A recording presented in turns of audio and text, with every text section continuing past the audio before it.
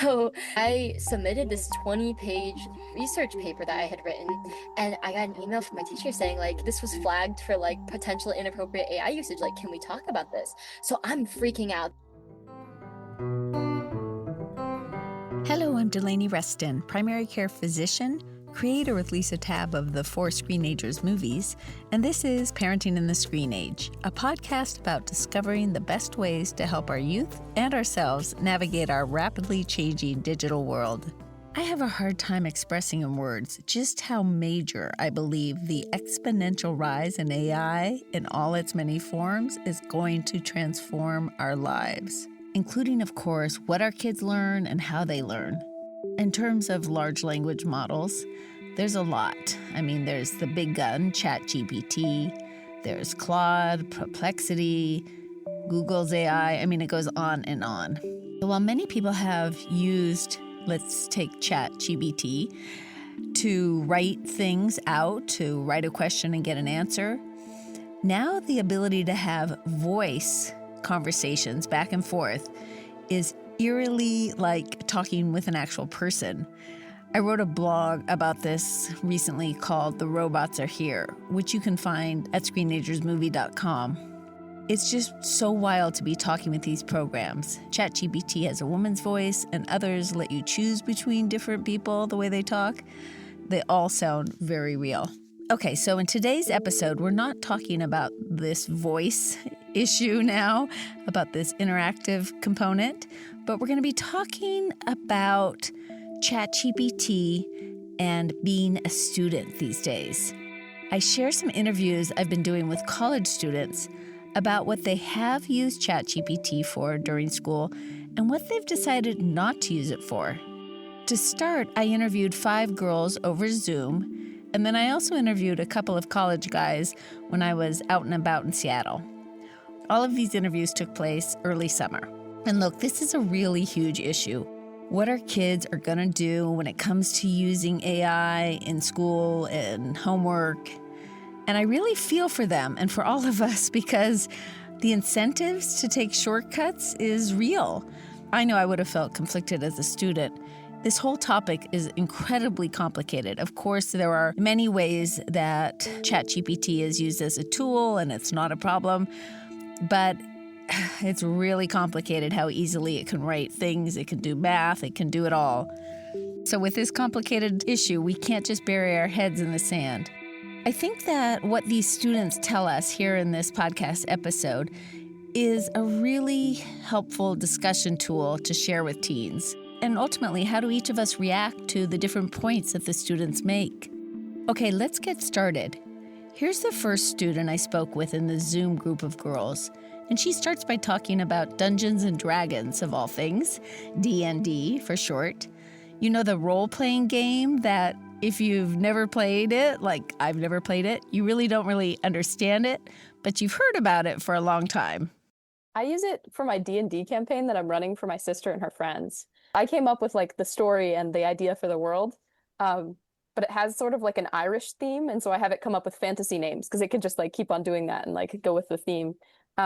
And sometimes as like a partner to like bounce ideas off of for that, almost like having a tutor, you know, like somebody that you'd be talking to. Yeah, but I only use it for like creative projects that I'm not doing academically. Because I feel like in any way, if it gets too close to my academic work, I'm like, ah. Can you say more about that? I think a lot of the learning process comes from like figuring things out yourself. And I'm a very strong believer in like, if I'm writing an essay, I want to go and talk to a real person. Because they might ask the same questions and like give the same feedback that ChatGPT would. But I think the human connection is important. They can like give you confidence in a different way. And also, ChatGPT will never really tell you that you're wrong. Like it's almost a little bit too affirmative sometimes. And so I think you can't grow in the same way with that. And I've also heard people have like the horror stories of having their work flagged as AI when it isn't. Like I have a friend who just really likes the, whatever it is, like the M dash, which apparently is used in a lot of ChatGPT responses. So it keeps on like coming up, even though that's just like how he writes things. What is M dash? Yeah. It's a punctuation mark. I'm not actually sure. An em dash is a punctuation mark that's used to create a strong break in a sentence. It's often used to add emphasis or to set off additional information in a sentence. That was ChatGPT. I asked her to explain the em dash. It's called an em dash because its width is roughly the same as the letter M in traditional typesetting. Are there other kind of dashes? Yeah, there are. There's also the en dash, which is a bit shorter than the em dash. It's usually used to show ranges, like when you're talking about dates or numbers. And then there's the regular hyphen, which is the shortest of the three, and it's used to connect words like in compound adjectives. So who knew that there were specific names for how long a dash is? Okay, now on to another student. Chat's my best friend. I'm not gonna lie to the people. I love chat. We're like this. We're locked in. I journal with chat. I put pictures of my dog and I'm like, make it human. And it makes it human. Like, How does it make a dog human? I think it just looks at the characteristics of the animal and then like makes it human. I don't know. The other thing is like, my friends and I like will put like pictures into chat and we're like, okay, how would this dress look on us? And then it like puts the dress on us. It's cool. How do you use it or not for academics? What's your line around that? I would say I use it more for like inspirational purposes. Like if I'm struggling to nail down like a thesis statement or like a topic because my topic's too broad, I'll like put my topics like that I'm writing about for a research paper and I'll say like, what's the strongest argument? And it'll like point out like it'll like highlight of the four that you've written, this is the strongest that like probably has the most detail to write about. And like for me, someone who is an English major who writes a lot, like, and all the work is like my authentic work, but sometimes it's hard and I get a constant note of like, you are writing in such a broad space, you need to nail down one thing. And so it's great in that sense that like it helps me focus on one thing at a time. And my writing's gotten better because of it. I'm not using it to write anything for me, but rather inspirational purposes. Because I'm not trying to get kicked out of college.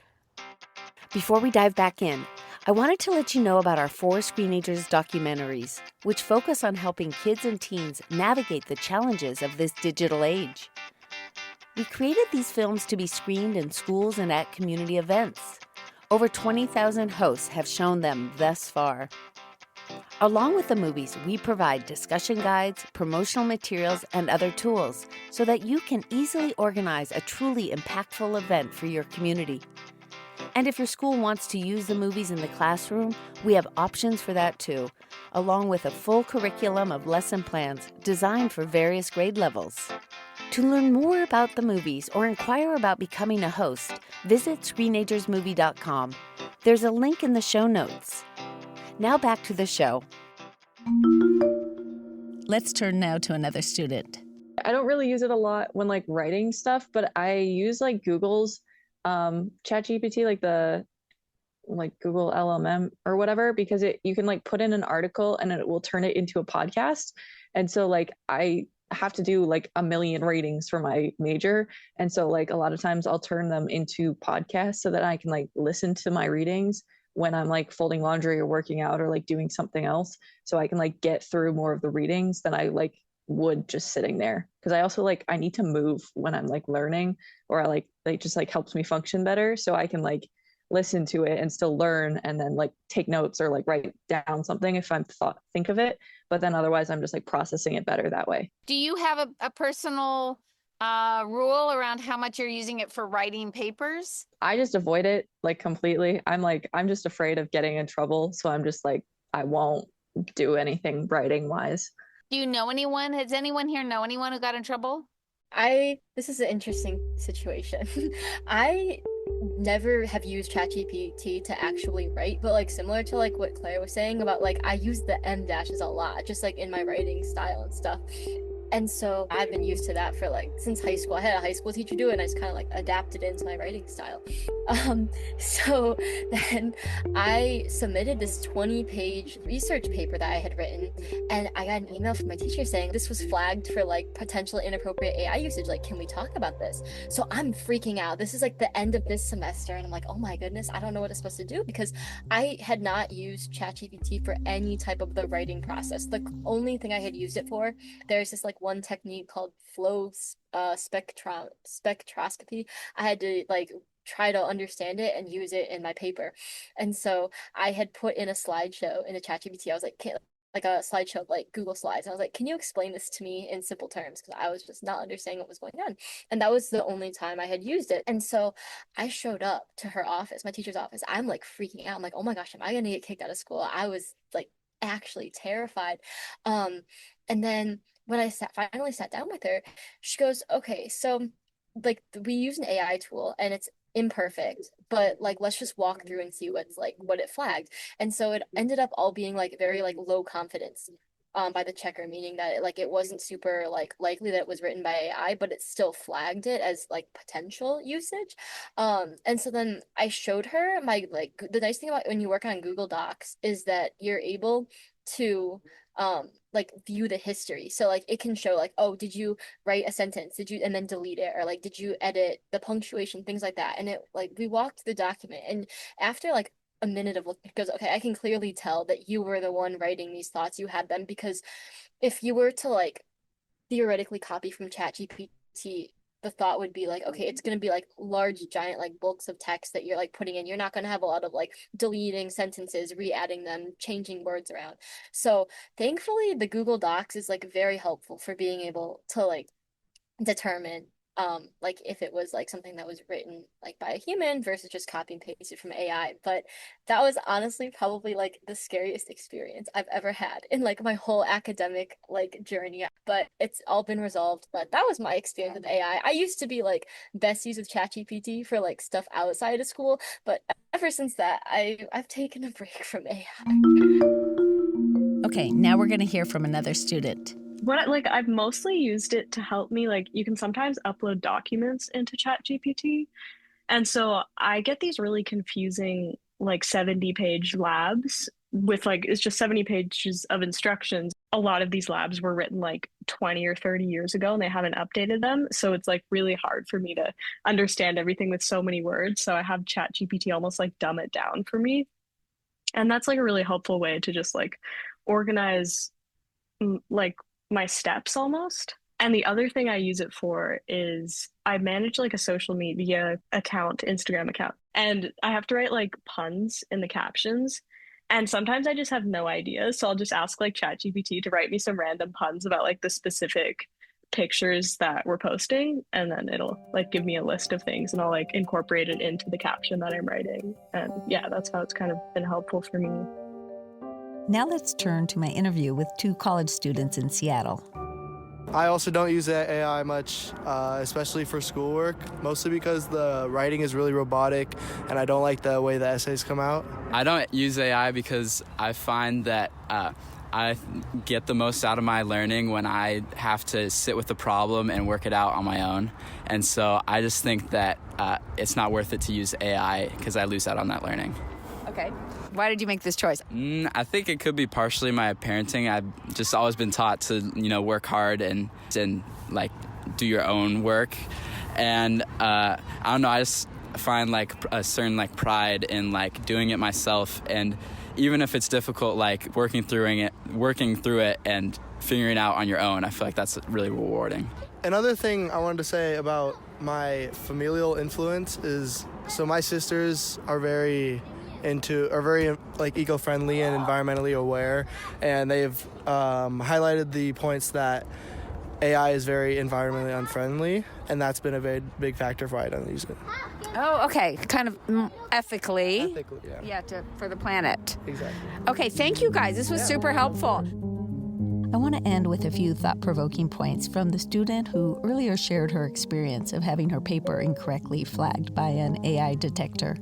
I had one professor in a different class. Basically, we got to just like cite at the end of our paper, like write a little AI statement and say, this is how I used AI. And that was like really helpful because then you can use it a little bit more like guilt-free if that is something that you want to use more and you're just being more transparent about it. So I really enjoyed that policy in that class. And then the interesting thing she was proposing for like future classes is if you're going to write an essay, having people like orally examined on their essay to see like how much are you like actually engaging in like the intellectual process of writing. I took this whole class on like human learning in the brain, and this was last summer, and AI was definitely like a big topic. And so it'll be interesting to see kind of how schools continue to navigate that. I really appreciated all of these students sharing their thoughts and experiences. There are hundreds of ways that people are using ChatGPT and other large language models. With school restarting, the conversation about AI, its presence, how it can be used as a tool, and how it can also become a shortcut that replaces doing one's own work feels especially timely. I wish there was a magic button we could push to ensure it's only used in positive ways. Don't we all? But alas, that's not how this works. Since there's no magic button, let's be thinking of strategies in our homes, our personal lives, and in our schools to guide how it's used for good. This is a moment to be having these conversations regularly.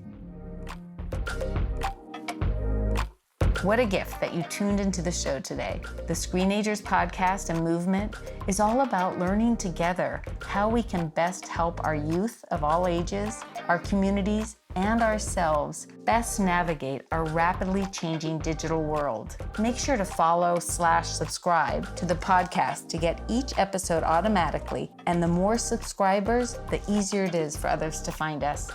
And if you give it a like and write a review, even just one sentence, that helps even more. Check out screenagersmovie.com to get resources for each episode and loads of other resources. Learn about our 4 Screenagers films and find my weekly parenting blog, Tech Talk Tuesdays. And be sure to use the search bar to find many topics you might be wondering about among hundreds of my past blogs. Finally, I love hearing from you, so email me at delaney@screenagersmovie.com. What ideas do you want to hear for future episodes? Today's show was produced by the following people: me, your host, Delaney Ruston, Lisa Tabb, Rebecca Tolan, and sound editing was done by Alan Gofinski.